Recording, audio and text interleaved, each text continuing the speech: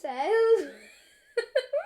United Reformed Church, Messy Church, here in our February half term. I hope you're having a fun time as much as we is here. We're having a good week. Hope you are too. And of course, one of the really important things about having fun is having lots of really good food. So we're going to have a quick game here. Right, Luca, so what I'm going to do is I'm going to ask you what is your favourite, and it's going to be a flavour or a type of food, okay? So, an example, let's try this. What is your favourite flavour ice cream? Chocolate. That was an easy one. Obviously. What's your favourite cereal? Shreddies. Shreddies. And one I more. like those Shreddies though, yeah. I'll ask you one more, then you can ask me one. What if you about like. what's your favourite theme park? That's not a food. You're going to eat Oh. a theme park. I How about what's your favourite fruit? thought it was just what's your No, favourite? we're talking about food. What's your favourite fruit? That's a tricky one, that It's is. supposed to be a quick answer. Raisins. Okay, do it right. You have a go. It's got to be food. What? What's your favourite sweet? Ooh, sweets. Oh, jelly men. Haribo jelly men. What's your favourite flavour? What's your favourite flavour ice cream? Chocolate brownie, but it's got to be good quality. There's no such thing as chocolate brownie. There is. I've had it before. What? Okay. One more. What's your favourite of everything that you like to eat? Oh gosh, that's just too tricky. I do like a nice Indian meal. Having that tonight. So yeah. So maybe you could have a chat about what your favourite food is. I've got one more though. Luca, what is your favourite thing to have with bread? Butter. Just butter. Or Very sausage. Oh, okay, yeah. To make like a hot like dog. a hot dog. Oh, yeah, very nice. What's your favourite thing to have with bread, I wonder? I quite like a bit of brie or maybe egg mayonnaise. So today's story, hold on to those thoughts because there's a bit of food in today's story, always good. And so obviously, if we've got food in the story, we have food for our snack. So Zach. Hi, Luca. Luca, if I was to give you this packet of buttons, would you like to eat them? How about if I said you can have these buttons, but you've got to share them with me? Would that be alright? No! What about if I said you've got to share them with the whole family? Would that be possible? Would there be many each? How about if I told you you've got to share them with your whole class at school? Not going to happen. Not going to happen. How about if I told you you've got to share them with your whole school? Not going to happen. And what if I said you've got to share them with the whole of Lowestoft? Not going to happen. Why is it not going to happen? Because there's not so many. There's not enough. No. It's just not possible. No. Well, today's story has something and you might think's not possible. Now, as we know, we're having stories about who? Who are all the stories about? Jesus. Oh, yeah, that's the one. Jesus. All the stories have been about Jesus and his special friends. How many were there? 12, I think is the answer. 12 special friends called disciples. And they'd been out and about telling people about God, and Jesus had been healing people. We've had the story about the storm where God told the storm to stop, and we saw that God was powerful in the storm. We had the story last week about the paralysed man and how God not only healed the paralysed man, but also told him that his Mum. sins were forgiven. That So- was in the Zoom. Yes. Okay. So, today's story, though, is still about Jesus, and there were lots and lots of people there come to listen to him, and his special friends, the disciples, they were all there too, and they'd been there all day listening and chatting and hearing all the stories that Jesus had to tell them. But they'd been there all day long, and oh, I've got a problem. Let me carry on, then I'll see if I can solve it. So, all day long they'd been there. Now, if you've been somewhere all day long, what starts to happen? You start getting tired hungry. and you start getting hungry. Well, Lucas doesn't have to be there all day long to start getting hungry. He can be there 5 minutes and he's already hungry. So all the people were starting to get hungry. Lucas starting to get hungry now. So the disciples went to Jesus and they said, what are we going to do? The people are hungry. We need to send them home so they could go and get some food. But Jesus said something surprising. He said, no, don't send them home. We must find another way. And then one of the disciples came and he said, I've found this little boy. Now I need a little boy. Where am I going to find a little boy around here in this I can use in this story? I really need a little boy. Where could I find one? Any ideas? Is there any little boys around here? No. No little boys? Oh, that's going to be a difficult story to tell then. Really need a little boy. Oh! Are you a little boy? No. I think you are. I think you'll do. So there was a little boy, just like this one, and he was there, and he had a packed lunch. Now, where am I going to find a packed lunch around here? Oh! Is this yours? Yeah. Oh, it's your packed lunch. This is Luca's packed lunch. Look, it says it on there, Luca Moreira. And so the little boy gave his lunch to Jesus. And everybody was, wow, look at this, he's got his lunch. Let's see what Luca's got for lunch today. Luca's got 2 tins of tuna I do not want that. and some bread. What have we got in here? Let's see. Let me just see here what we've got. We've got 1, 2, 3, 4, 5 slices of bread. 2 tins of tuna and 5 slices of There's bread. actually tuna in here. Maybe some of you like tuna. Luca doesn't. Ugh. But anyway, the little boy, he didn't have tins of tuna and slices of bread, but he did have some little loaves of bread and some 2 little fish. And that's all he had. But Jesus said, ask the people to sit down. Now there were 5,000 men there, and women and children. But Jesus said, tell them all to sit down. So they all sat down, and Jesus took the food in his hands and he said thank you to God.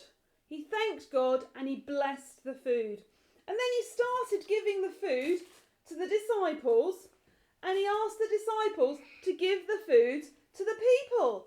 And so the people started to eat the food, and the fish and the bread just kept going and kept going. So not only had the little boy had his lunch, but everybody there had enough food, and they even collected some big baskets full of leftovers.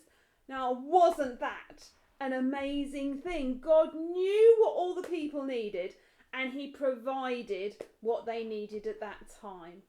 Now, we need different things at different times, don't we? And so for our prayer today, I want you to get a piece of paper like this one. Would you like one? You can have it just in case. And fold your piece of paper in half, because we're going to make a house. Oh.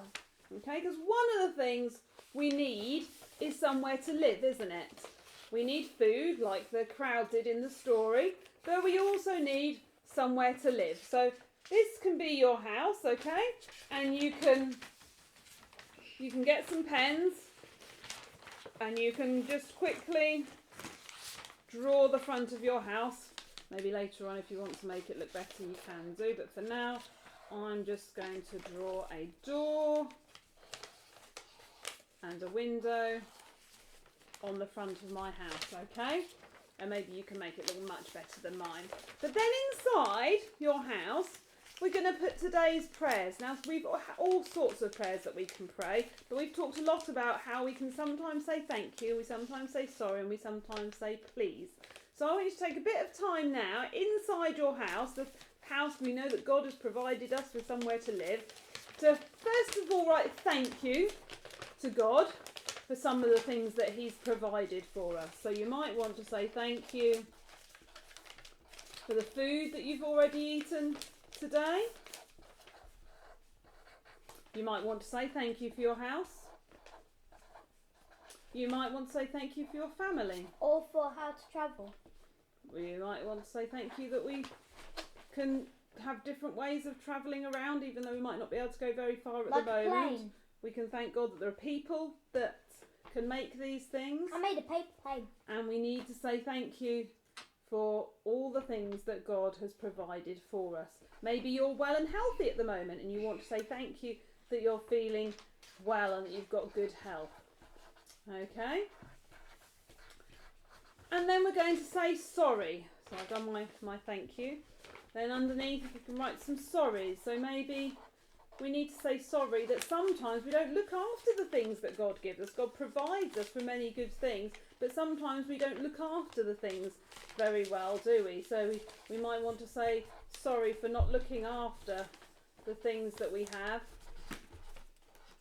We might want to say sorry because even though God's given us family, maybe sometimes we're not very kind to them, or we don't speak to them very nicely. Or we don't help them as much as we want. Sometimes we have to say sorry because we haven't done enough. We might not have done something really wrong, but we might not have done enough to help others and to be there for those who need us. And then please. Teaspoon. So please, we might want to ask God for some things that we need at this time. Maybe you are struggling for food and you haven't got enough, and we need to ask God to provide those basic needs that we have. Maybe you're not feeling very well, or maybe you know people who aren't feeling very well.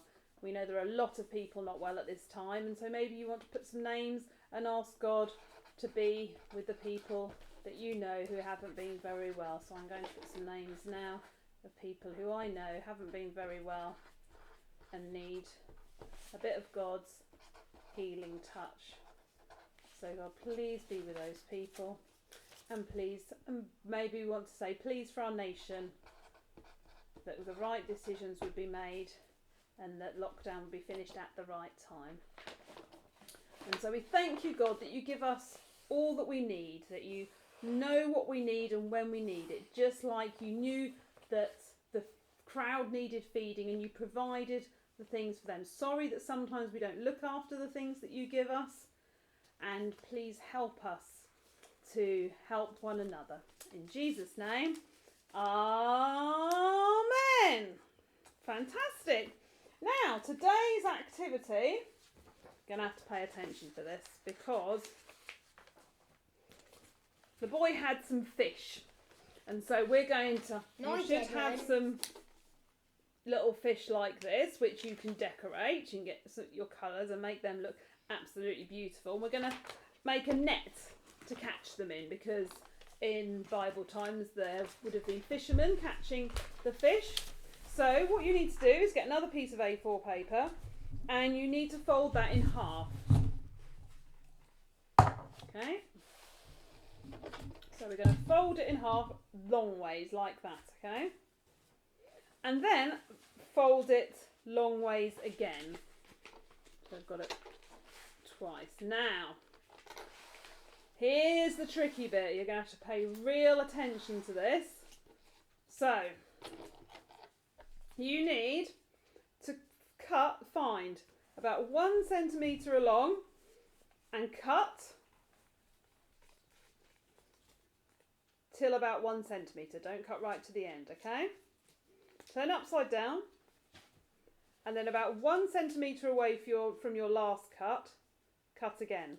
But again, not to the end, till about 1 centimetre. Turn it round, cut again, about 1 centimetre away, but not quite to the end. And you're going to keep doing that all the way along. So cut and turn, cut and turn, cut and turn. Oh, I remember this activity. All the way. Mum? Yeah, I'm just hoping it's going to be right. Haven't done it for a while. Let's see if it's going to turn out good. Keep going. All the way along. That looks hard. Well, you just have to cut and then turn. You might just have to Cut practice. and turn, that's right. And then hopefully, when you get to the end, you might have scissors stuck on your fingers, or you can then open it up. Should have one fold, and then the other. And you should have a net Why? to put It's not your fish in that you're going to catch for your tea. I There we thought go. this was feeding the 5,000. It is, but the little boy had some fish, didn't he? So to Yeah. remind us of the fish, somebody must have caught those fish. There we go. So you've got a net, and then you can get your fish. I'm going to colour this one. Nice pink colour here. Colour that in with some nice stripes one way, and then some stripes. Oh dear, we went a bit wobbly. Stripes the other way. There we go. And then I get my glue stick, which has rolled away. I did get a glue stick, but it's rolled away. So anyway, you can stick your fish in the net. You can use the ones that you've got in your pack, or you can cut some more and see how many fish you can catch in your net. And while you're doing that, we're going to sing a song. We're going to sing You Are in the City, because God knows everything we need. He knows where we are because he's always with us. And No, it's so actually he knows, you are everywhere. that's right, he is everywhere. So he knows all of the things that we need. Oh, a nice spotty fish. That'll look nice in the net.